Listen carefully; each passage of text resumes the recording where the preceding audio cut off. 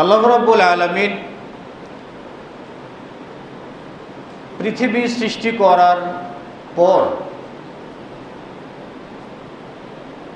মানব বসবাসের ব্যবস্থা করেছেন এই পৃথিবীতে, এবং এই মানব জাতির হিসাব রক্ষা করার জন্য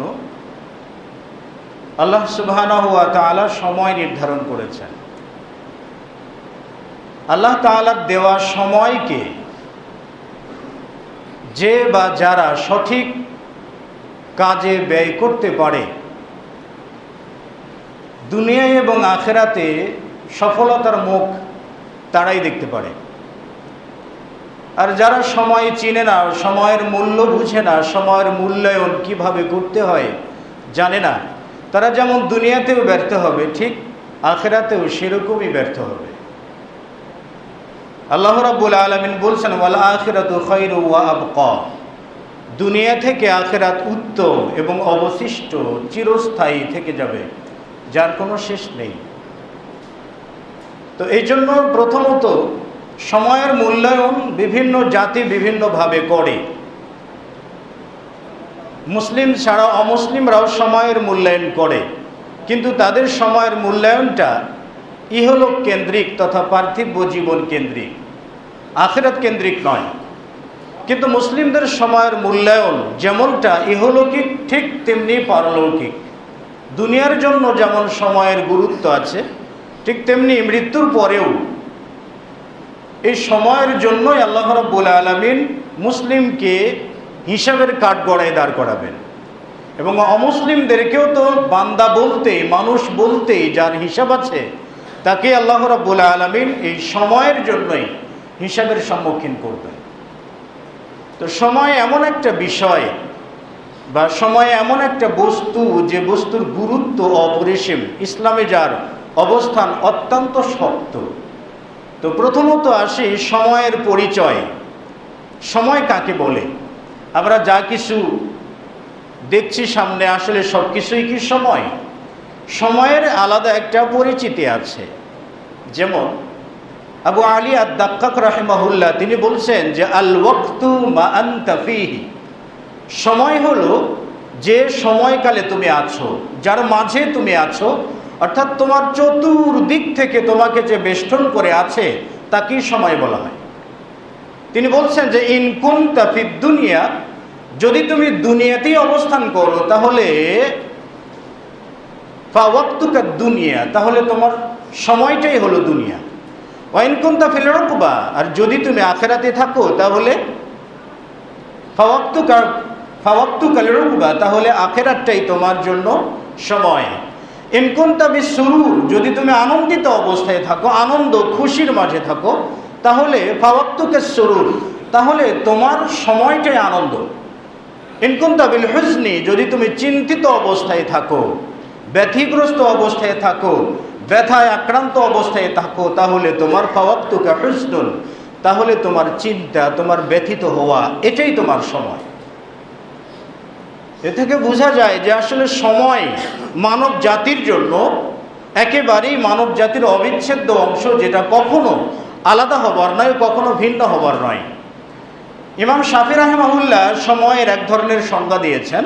তিনি বলছেন যে সাহিত্যু আসুফিয়া, আমি সুফিবাদের কিছু সাহচর্য লাভ করেছিলাম। মানে সুফিবাদ বলতে আজকে আমরা যেগুলোকে পীরতন্ত্র বুঝি, সালাত পড়া লাগে না অথচ দিল সাদা, এরকম আগে থেকেও আছে।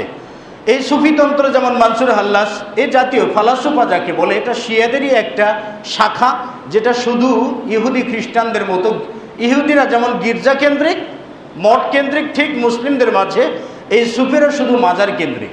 তো ইমাম শাফি রাহমাহুল্লাহ বলছেন যে আমি সাহিত্য সুফিয়া, আমি সুফিবাদের সাহাচার্যে গিয়েছিলাম, কিছুদিন থেকেও ছিলাম তাদের মাঝে।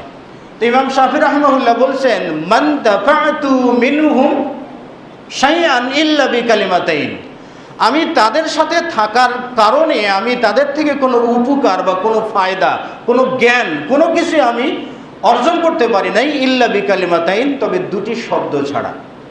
শুধুমাত্র এই দুটি শব্দ আমার উপকারে এসেছে, আমি উপকার পেয়েছি, এই দুটি শব্দ ছাড়া সুফিবাদদের থেকে আর কোনো উপকার বা কোনো জ্ঞান পাইনি।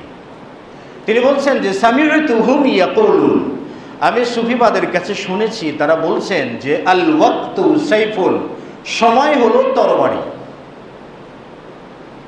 সময় হলো তরবারি। ফাইন কাতাতাহু, যদি তুমি সময়কে কেটে ফেলো, তুমি যদি সময়কে ব্যবহার করো তাহলে তো ভালো, তোমার মতো তুমি ব্যবহার করতে পারবে। ওয়া ইল্লা কাতাআকা, যদি তুমি সময়কে ব্যবহার না করতে পারো তাহলে সময় তোমাকে কেটে টুকরা টুকরা করে দেবে।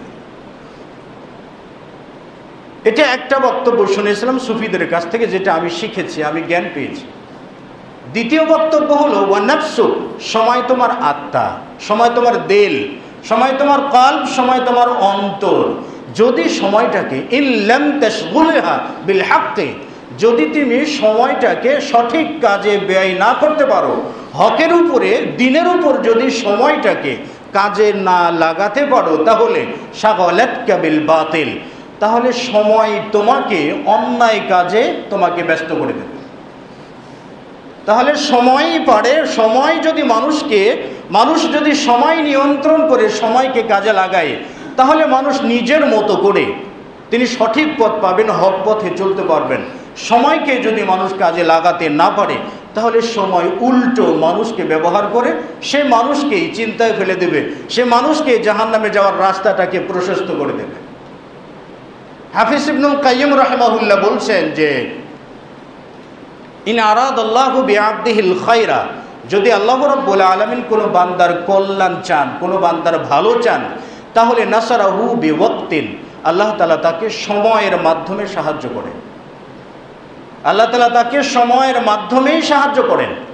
এজন্য সময় মানব জীবনের, বিশেষ করে মুসলিমদের জন্য, যারা ঈমান নিয়ে বাঁচতে চায়, যারা ইসলামের উপর থাকতে চায়, তাদের জন্য সময়টা একেবারেই অবিচ্ছেদ্য অংশ। যদি আমরা সময়কে ব্যবহার না করতে পারি তাহলে সময় আমাদেরকে বিপদগামী করে দেবে। একটু যদি খেয়াল করি তাহলে দেখা যায় যে শরীয়তের যে ইবাদতগুলো সবগুলো সময় কেন্দ্রিক, সবগুলো সময় কেন্দ্রিক। আল্লাহ রাব্বুল আলামিন 5 ওয়াক্ত সালাত ফরজ করেছেন এবং আল্লাহ তাআলা বলছেন ইন্নাস সালাতা কানাত আলাল মুমিনিনা কিতাবাম মাওকুতা, নিশ্চয়ই সালাত মুমিনদের উপর সুনির্দিষ্ট সময়ে ফরজ করা হয়েছে। তার মানে সালাতও আদা করতে হয় সুনির্দিষ্ট সময়ে। কোনো ব্যক্তি যদি জোহরের সালাত ফজরের সময় পড়ে, ফজরের সালাত আসরের সময় পড়ে, মাগরিবের সালাত যদি জোহরের সময় পড়ে, জোহরের সালাত যদি ফজরের সময় পড়ে, তো সালাত হবে না। তাহলে এক্ষেত্রে সময়কে পরিপূর্ণ নিয়ন্ত্রণ করে ইবাদত করতে হয়, নইলে সালাত হয় না। ঠিক তেমনি সিয়াম আল্লাহ রাব্বুল আলামিন ফরজ করে দিয়েছেন, কিন্তু সিয়াম কেউ যদি রমজান মাসের সিয়াম রমজান মাসে পালন না করে জানুয়ারি মাস থেকে শুরু করে, তো সে কি রমজান মাসের সওয়াব পাবে না? ফেব্রুয়ারি, ডিসেম্বর বা অন্য কোনো মাসে করলে কি পাবে না? তাহলে সিয়ামের জন্য নির্ধারিত সুনির্দিষ্ট একটা সময় আছে। হজ পালন করার জন্য আল্লাহ রাব্বুল আলামিন সুনির্ধারিত একটা সময় দিয়েছেন, সেই সময়েই মানুষকে হজ পালন করতে হয়। তা আসা যাক মানজিলাতুল ওয়াক্ত ফিল ইসলাম, মানে ইসলামের সময়ের অবস্থান কতটুকু, গুরুত্ব কতটুকু, সময়ের মর্যাদা কতটুকু। আল্লাহ রাব্বুল আলামিন তার কালামে মাজিদে বলছেন যে ইন তাউদ্দু নি'মাতাল্লাহি লা তুহসুহা, যদি তোমরা আল্লাহ রাব্বুল আলামিনের নিয়ামতকে, তিনি যে নিয়ামত দান করেছেন, সেই নিয়ামতকে যদি তোমরা গুনতে চাও, হিসাব করতে চাও, তো লা তুহসুহা, এই নিয়ামতগুলোকে তোমরা গণনা করতে পারবে না। আল্লাহ রাব্বুল আলামিন মানব জাতির জন্য যত নিয়ামত দান করেছেন, তার মধ্যে সব থেকে বড়, সর্বশ্রেষ্ঠ এবং সব থেকে গুরুত্বপূর্ণ নিয়ামত হলো সময়। সব থেকে গুরুত্বপূর্ণ নিয়ামত হলো সময়।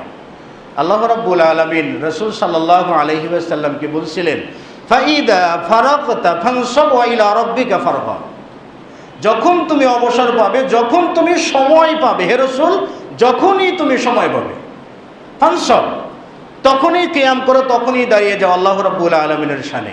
যখনই সময় পাবে, যখনই ফুরসত পাবে, তখনই। তো সময় অত্যন্ত মূল্যবান। আমরা হয়তো 2-4-5 মিনিট সময় তো সীমিত। আল্লাহ রাব্বুল আলামিন মানব জাতিকে সময় দিয়েছেন 60 থেকে 70, এটা হলো মানুষের গড় বয়স। তো সুনির্দিষ্ট সময়, সুনির্দিষ্ট হায়াত দিয়ে আল্লাহ রাব্বুল আলামিন দুনিয়াতে মানব জাতিকে পাঠিয়েছেন এবং আরেকটি বিষয়, সেটি হলো আল্লাহ রাব্বুল আলামিন যখন কোনো বিষয়ের কসম খান, কোনো বিষয়ের শপথ করেন, যেমন মানব জাতি কিংবা অন্য যে কোনো প্রাণী বা যে কোনো কিছুর যখন কসম করে, আল্লাহ রাব্বুল আলামিনের কসম খাওয়ার অর্থ হচ্ছে, শপথ করার অর্থ হচ্ছে, যে বস্তুকে নিয়ে তিনি শপথ করলেন সেই বস্তুর তাজিম, সেই বস্তুর সম্মান বেড়ে গেল, তাকে ইজ্জত করলেন, তাকে সম্মান করলেন।